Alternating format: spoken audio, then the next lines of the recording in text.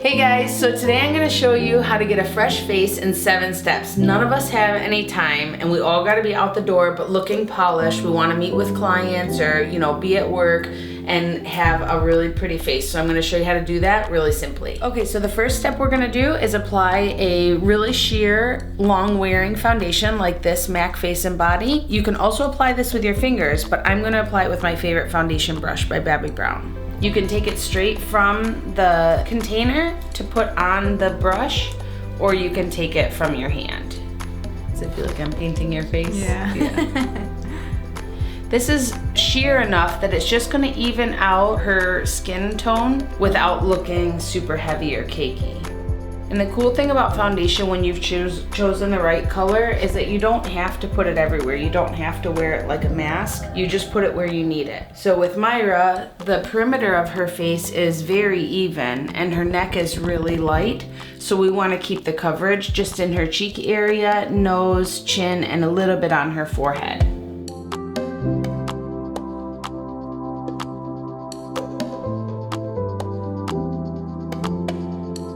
What do you think about like sponges? You know how like that became very popular? Yeah, I go back and forth with, you're talking I'm sure about like beauty blenders. Well, the thing is, if I'm doing makeup for like editorial shoots or doing it for a bride that already has really beautiful skin, I don't mind using a beauty blender. However, it does make the foundation look so natural that sometimes it takes the coverage away for me. And that's partly because I'm old school. I've been doing makeup for 25 years, so I grew up on brushes. Like I am brushes and fingers. I'm not so into the sponges like the newer generation is. I definitely do see a use for them, but me personally, especially because I've always been acne prone, the idea of sponges all the time, it doesn't appeal to me. Yeah. So for me, I prefer a brush, but they are really useful in making the foundation look like a second skin. Okay, so we've already applied her foundation, which has evened out her skin. Now we're gonna apply my absolute favorite concealer, Shape Tape by Tarte, just in the areas that she needs it.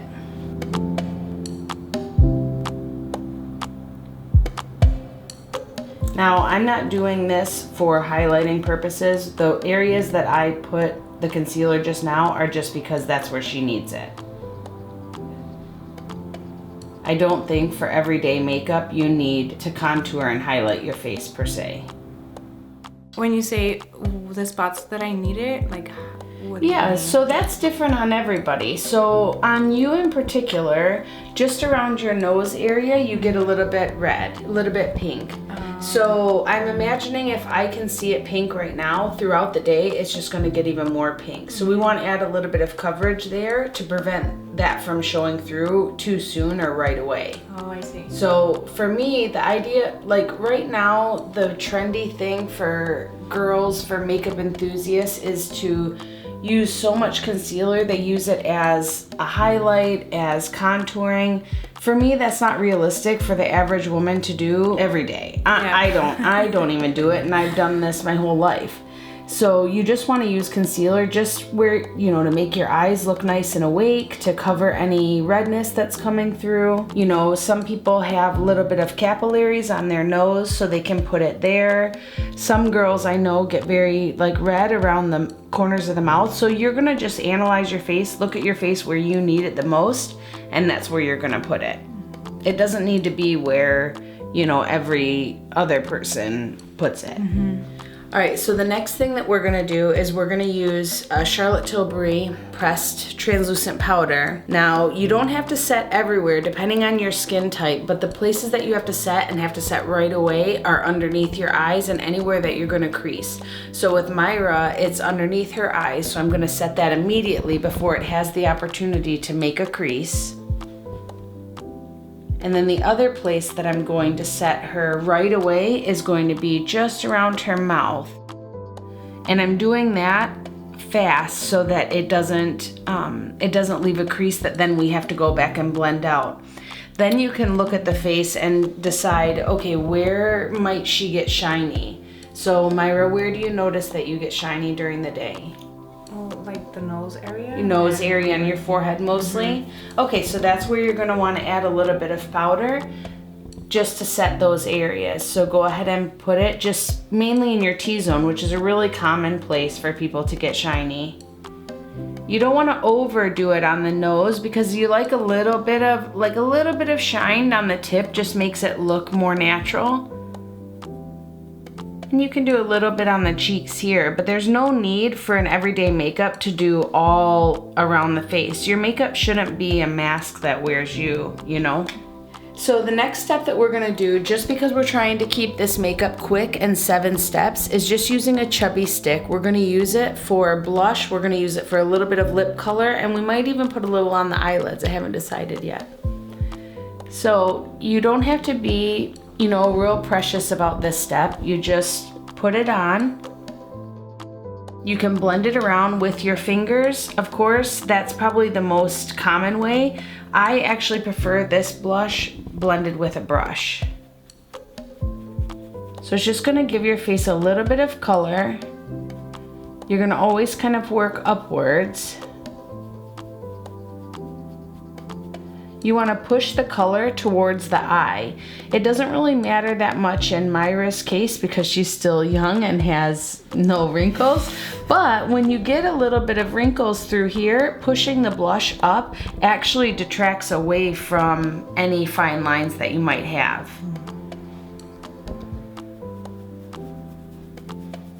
And because this is a cream stick, it still looks very natural.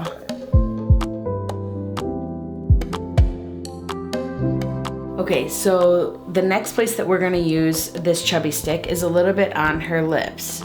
And we're not gonna use a ton, we're just gonna use a little bit. You hit the main parts and then just spread it around with your finger. That just gives your lip a nice, like, stain. Just a little bit of color. I call it your lips but better. That way it doesn't even look like she has any makeup or any lipstick or lip products on, but we've carried the same shade here, down here, and if you want to, you can put a little bit of this on the eyelid. I'm not gonna do that for Myra because I can tell by looking at her. Can you close your eyes, Myra? Myra has really oily eyelids like I do, so either if we're gonna do eyeshadow on Myra, we would have to do several steps, and we're trying to make this a quick look, so we're gonna leave her eye free of makeup. So the next thing we're gonna do is use this Brow Duality by Anastasia. This is like an awesome product that can do so many things so quickly. So let me show you a few of the ways that we're gonna use it. We're gonna take the flat end here. Myra, can you close your eyes for me? And we're gonna just run it under Myra's brow to give a little bit of highlight, but it's not shimmery, it's just natural.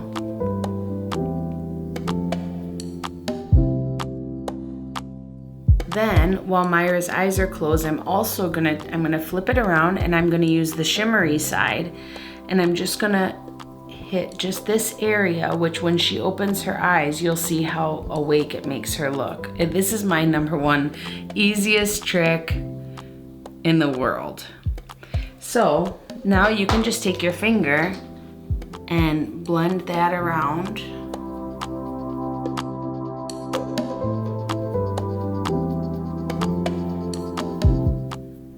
What this does is it just gives your eyes, Myra, can you open your eyes?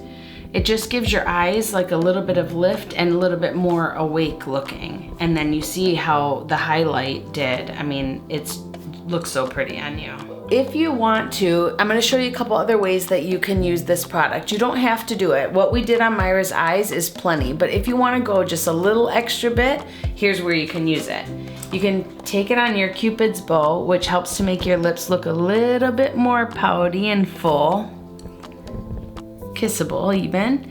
And then you can take it and use it as your highlight just by making a few little dots here and blending it in with your finger. It's super subtle, but in the daylight, can I turn your face a little this way? In the daylight, it looks so pretty when the light hits it right there.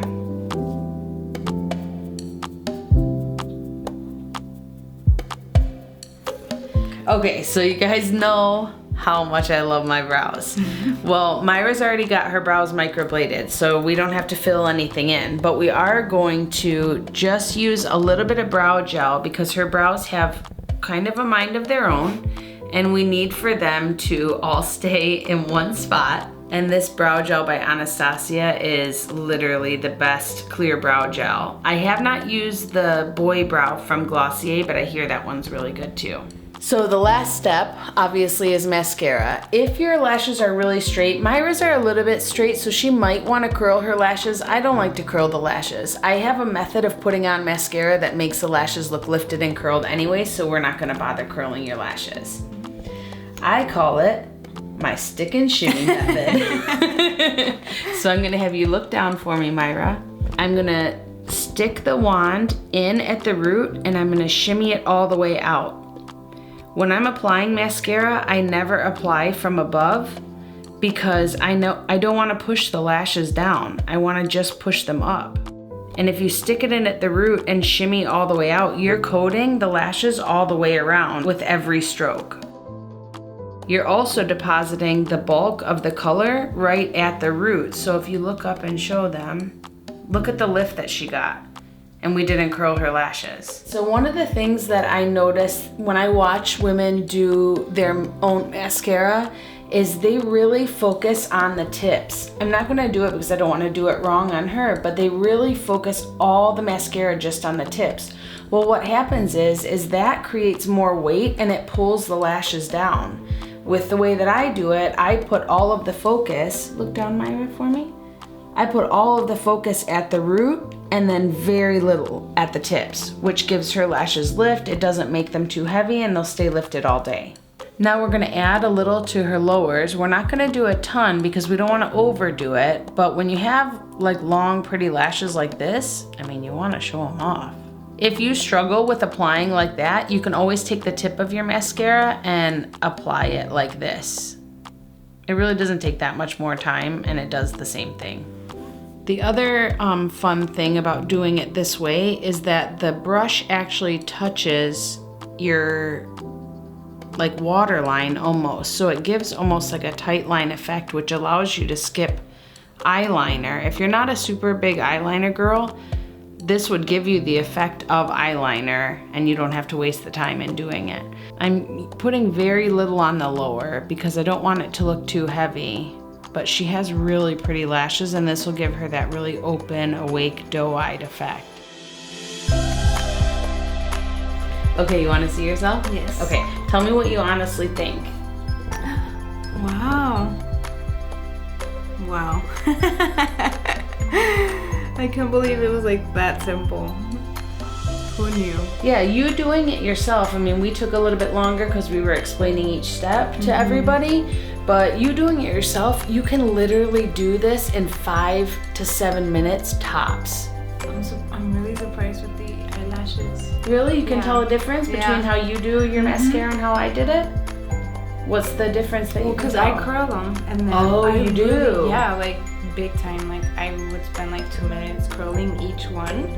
And then I put a lot of mascara, but it was like how you said, not pushing it down. So you're curling it to push it up and then you're pushing it down. Yeah. This way it was like I had to curl them again. Oh, no, wait. And that's the worst. You can't do that. Oh. You don't, ladies, never, ever, ever curl your lashes with mascara on. When you take the curler away, does your lashes stick to it? Yeah. Yeah. Do you know what that means? You're ripping them out. You don't want to do that. Okay. You only ever curl your lashes before you put your mascara on. Wow. There's your life lesson. You're welcome. So if you guys want to know the products that I used, I'm going to put them in the description box below. If you like videos like this and you want me to do more of them, let me know. Ask me your questions. You can subscribe to my channel. Thumbs up for this video. Yes, thumbs up for the video if you liked it. Thanks guys for watching.